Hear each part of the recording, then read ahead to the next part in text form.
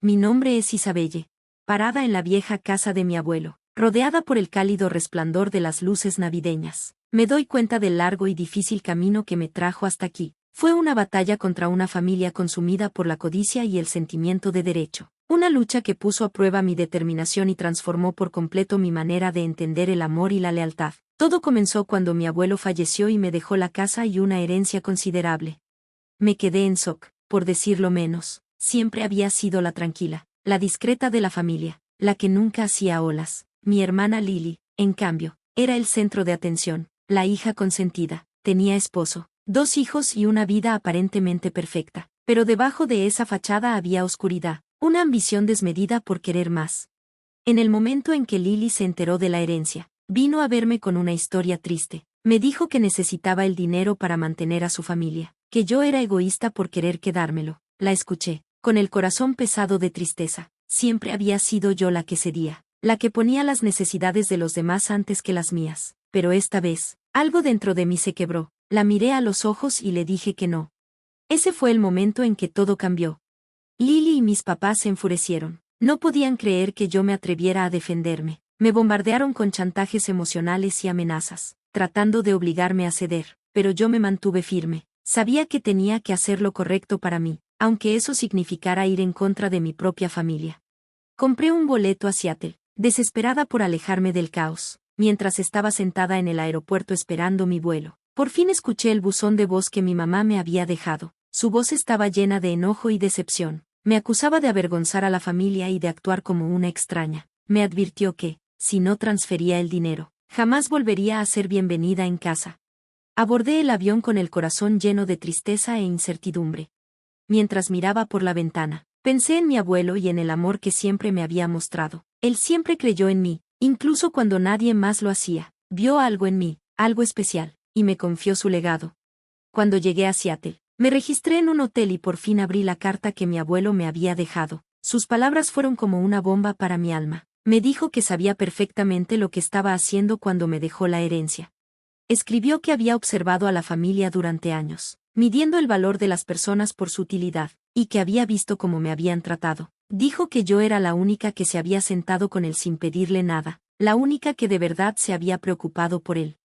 Esa carta me dio la fuerza que necesitaba para enfrentar a mi familia. Sabía que no podía permitir que me intimidaran hasta hacerme renunciar a lo que era legalmente mío.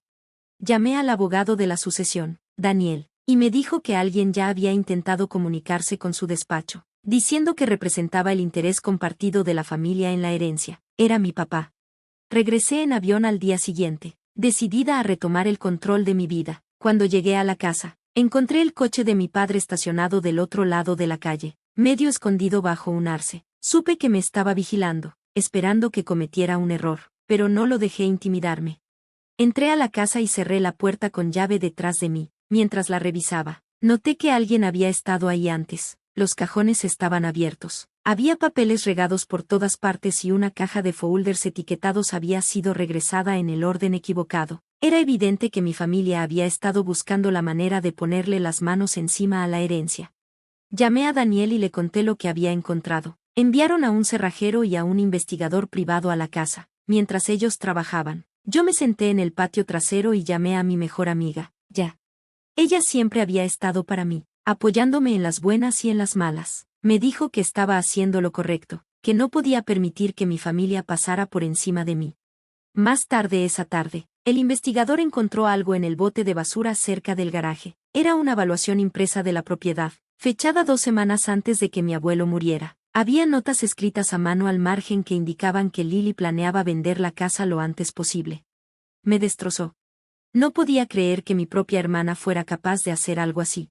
Esa noche, Lily apareció en la casa, tocó la puerta, pero no le abrí. Me llamó por teléfono, tratando de convencerme de que le diera el dinero. Dijo que solo intentaba ayudar a su familia, que yo era egoísta y cruel, pero no iba a caer en sus mentiras.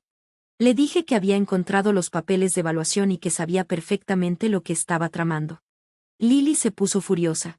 Me acusó de mentirosa, de tratar de arruinarle la vida. Dijo que la egoísta era yo, que no merecía la herencia. Pero no la dejé afectarme. Le dije que ya estaba cansada de ser la chiva expiatoria, que iba a defenderme. Durante las siguientes semanas, la situación empeoró. Lily y mis papás iniciaron una campaña de desprestigio en mi contra, diciéndole a todo el mundo que yo estaba inestable y que era codiciosa. Trataron de poner a mis amigos y a mi familia en mi contra, pero me negué a dejar que ganaran. Seguí trabajando con Daniel para proteger mi herencia, y comencé a remodelar la casa, convirtiéndola en un lugar que pudiera llamar hogar. Entonces, un día, Daniel me llamó con malas noticias.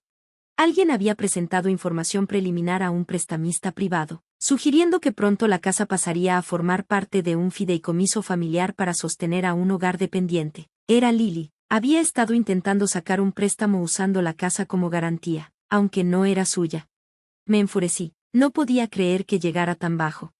Decidí enfrentarla a ella y a mis papás en una supuesta cena de paz que mi mamá había insistido en organizar. Llevé conmigo copias de la consulta al prestamista, decidida a exponer sus mentiras.